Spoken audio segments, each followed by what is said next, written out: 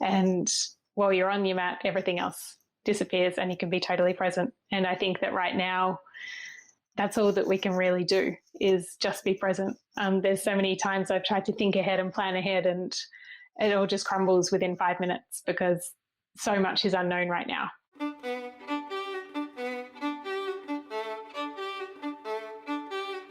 Hi, I'm Derek Mills. Welcome to the Glow Podcast. To anyone listening who is a past or present member of Glow, we are grateful for you. Thank you for entrusting Glow to be part of your wellness journey.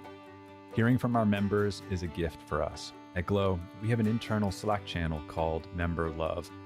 When you send us love for our service and our team, that's where it gets posted for anyone on our team to read. We consistently hear from members around the world about your learning and life-changing transformation. We see ourselves in your stories. You challenge us and remind us of the positive differences we make together. Your messages inspire me and our wonderful team working together to bring meaningful, supportive, mindful movement and meditation practices to our global community. We wanted to find a way for more people to experience our members committed to their well-being. So this is the first episode of a special feature on the Glow podcast where we'll be sharing a conversation with a member of Glow and explore how their practice has affected their everyday life. To tell the stories about wellness, mindfulness, emotional intelligence, resiliency, and the path that led them to Glow. These member interviews will become part of our podcast stream, sometimes popping up in the middle of the week, and other times they may occupy a slot of a regular episode. This interview is with Kelly Alexander. She shares why she came to practice yoga and why self-care has become a priority for her every day. I hope you enjoy my conversation with Kelly.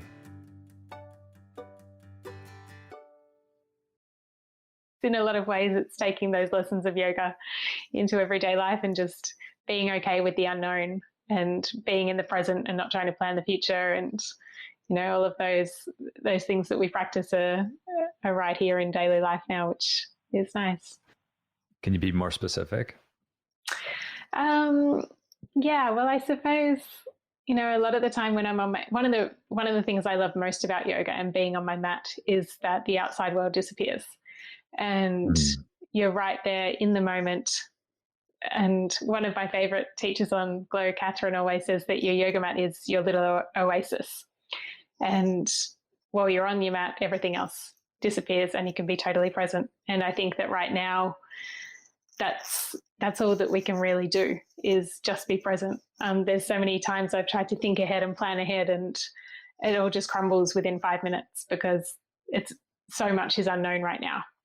And in a way, there's a lot of lessons in that, and there's a lot of potency in being okay, just sitting with the unknown and trusting that things will unfold as they need to.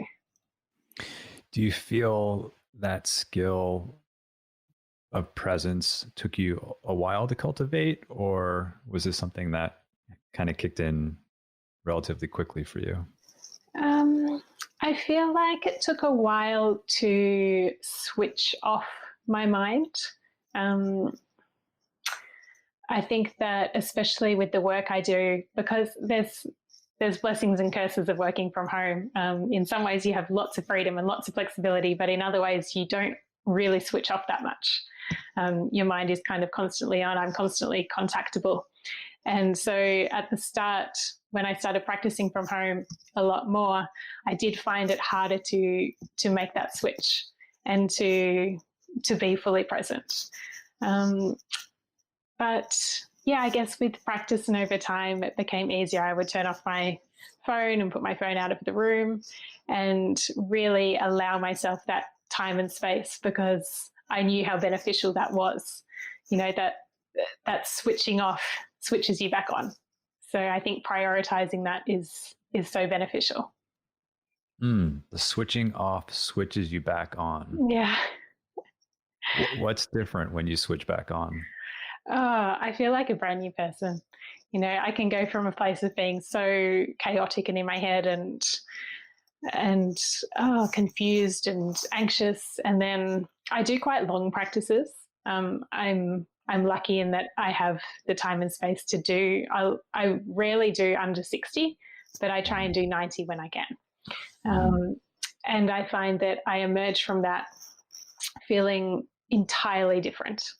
I'll be feeling balanced, clear, focused, re-energized, peaceful. It's like night and day. And that is, I think, when you realize how big of an effect it has, it makes getting on your mat every day easier and easier, because you know what's going to happen at the end of that time on your mat. And that's one of the main things that keeps drawing me back.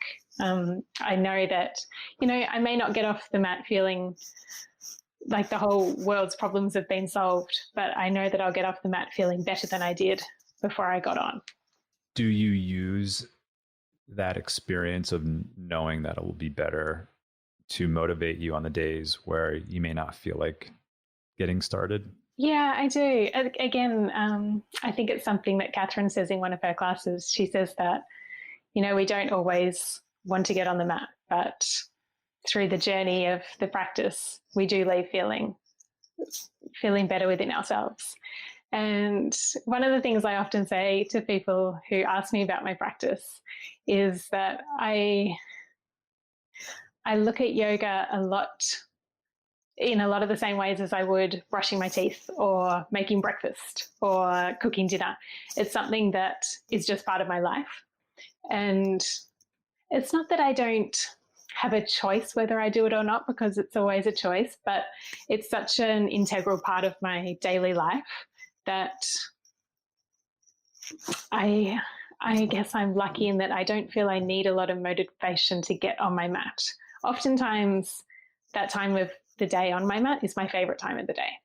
So it's not something that I have to really push myself to do. Yeah. That's beautiful. Yeah. Just hearing you and seeing you speak about it, when you do, you're just so lit up. Yeah. Yeah. Your eyes are smiling, your whole face is smiling. Yeah. Obviously, you're connecting with what it feels like in that moment. Mm-hmm. And it just feels so genuine and authentic to you. Yeah, it really does. And, it's a bit of a cliche to say that you take the lessons of yoga off the mat into your life, but you really do. And I know that people come to yoga for all different reasons. And a lot of the time these days it is, people are coming for a physical practice or, whatever that makes them walk through the door. But I feel like yoga will infiltrate your daily life no matter what. It gets in there. And so a lot of the lessons that I learn while I'm doing my practice, I find they do carry into my world. And whether that's something more meditative or something more like being present, or whether a lot of the lessons I've learned over the last year are working through fear. And so I've had times in my practice where I'm working towards a pose, or where a pose seems really unfathomable to me. And then something switches, and it's not that you're trying to do something. Something just shifts, and suddenly the pose is there. And I feel like that has taught me so much in my life, in that pushing things doesn't work. And you can be facing these challenges and obstacles, but there is a moment where something will shift and you'll see the light and you'll see the answers and everything just becomes clear. And that's been a huge lesson that I've taken from my daily practice. I completely understand and resonate with what you're talking about. I have similar experiences. I just want to make sure I have it, that I fully understand what you're saying. Do you actually take, let's say you're in a moment of fear about a particular thing. Are you consciously taking that fear with you? Is your intention to take that fear into your practice, into the moment of movement or physical or contemplative practice, and to just sit with it through that practice without any sort of forcing or intentional wishing away of that fear, and just simply engaging with it, sitting in the ring with it and being with it? That in itself transforms it. Is that what you're saying? Yeah, exactly. Yeah. You mentioned earlier that the yoga outside of your own will infiltrates your life. And I was going to ask you for an example of that. And I think you just gave a wonderful example Oh, good. Yeah. of that. So when you think of self-care, then do you think of it in this way? Yeah. It's funny. The last couple of years with my job, I work with women's wellness retreats. And so I meet a lot of women from all over the world who are coming to Bali for 1 week of self-care, basically. And it's been wonderful to have the opportunity to spend time with these women. And what I've noticed is that self-care becomes such a low priority for so many people, and it becomes bottom of the to-do list when our lives are so busy. And I suppose what I try and say to these women and encourage them to think about is that self-care really enables us to be the best version of ourselves. It fills us up so that we can be present, so that we can do the things that we love, so that we can be with the people that we love. And when we don't have that solid foundation, I feel like it's so challenging to be the best you, I suppose. As you're working with these people, are you working to help them kind of expand their view of what self-care is? I.e., they might be coming here thinking self-care for me means just tuning out, disconnecting from a device, getting a massage, and then that's it. Yeah. Are you kind of guiding them to something more? Yeah, I think so. I think that self-care means different things for everyone.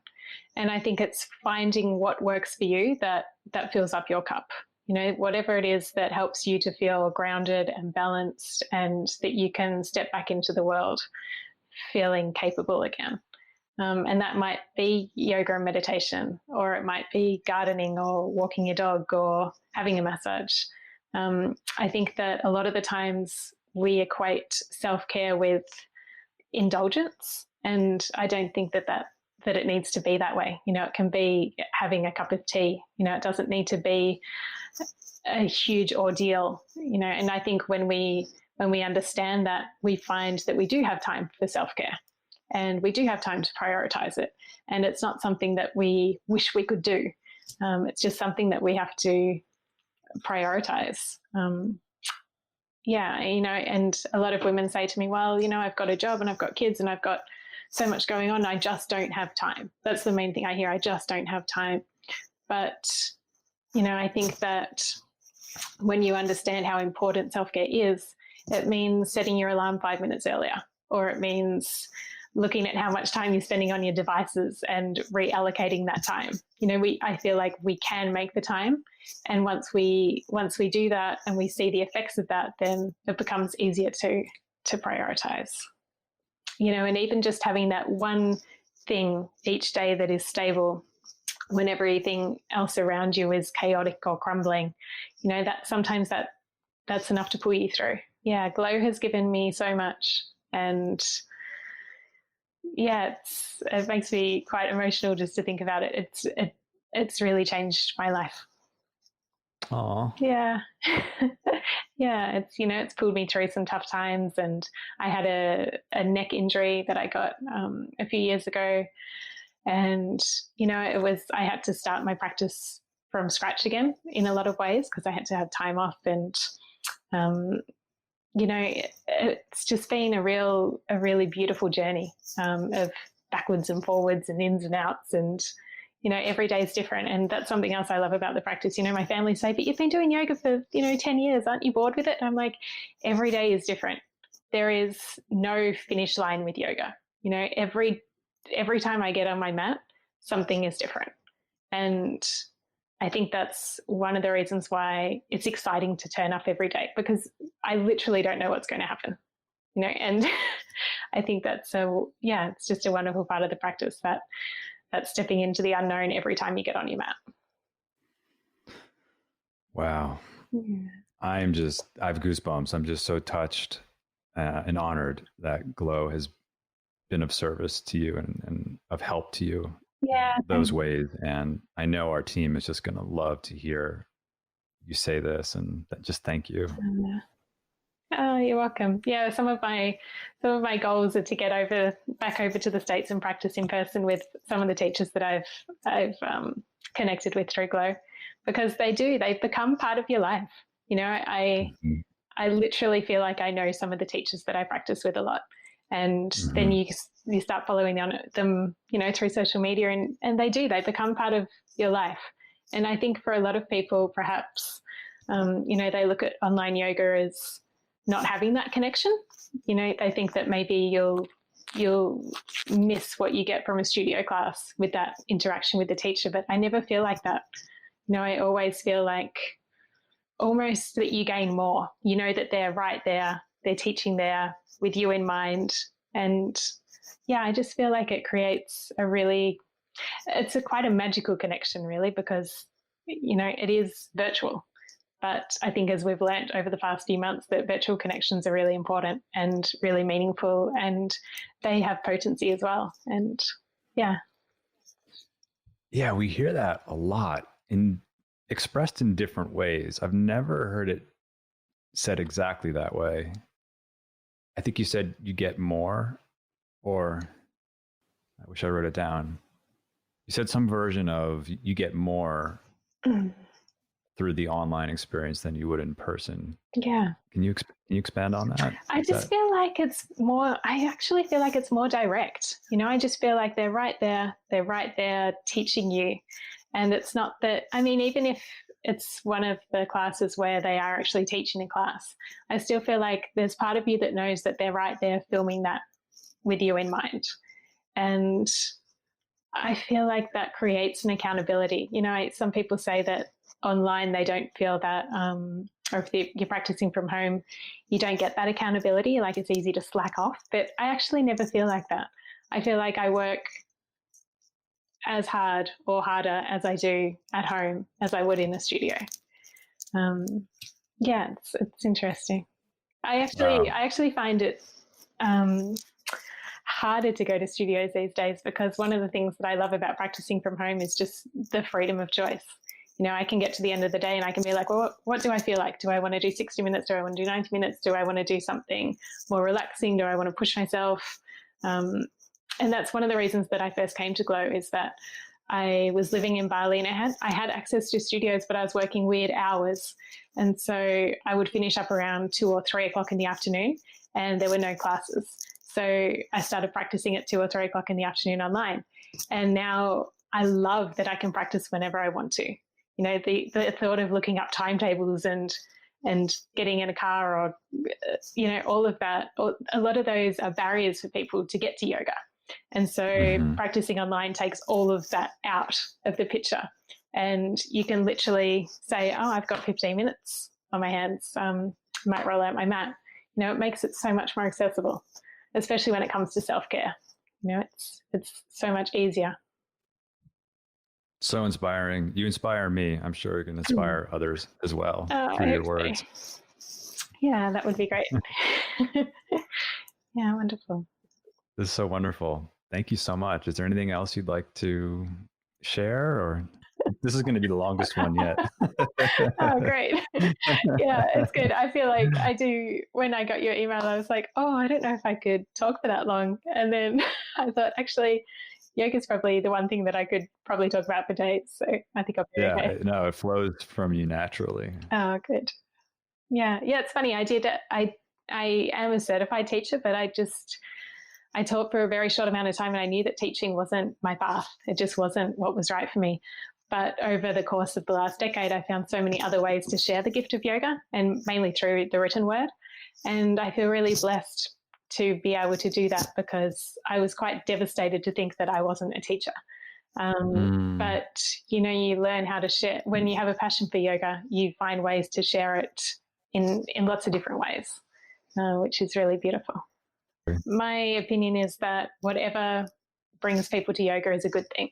Whether it's acro yoga or dog yoga or beer yoga, whatever it is that gets people in the door and instigates some form of relationship with yoga is a positive. So I'm with you on that. yeah, I just think it's an exciting time. I agree. Yeah. Wonderful. Well, thank you, Kelly. Thank you. Yeah, I hope you enjoy your afternoon. I hope things continue to get better over there as they have over here. Thank you. Yeah, I hope the same for you all, and hopefully this doesn't turn into multiple waves of peaks. Yeah, let's hope for the best. Fingers crossed. Yeah. Thank you to our entire team behind the scenes at Glow. I'm so grateful for your care and commitment to serving our members around the world. Thank you to our teachers for so beautifully sharing your gifts and talents. I'm also grateful to our lovely community of Glow members. You've supported us since 2008, and because of you, we get to continue to do the work we love. It's the combined support of our team, our teachers, and our community that grants me the privilege to continue to bring you the Glow podcast. Thank you to Lee Schneider, our Red Cub agency, for production support. And the beautiful music you're hearing now is by Carrie Rodriguez and her husband, Luke Jacobs.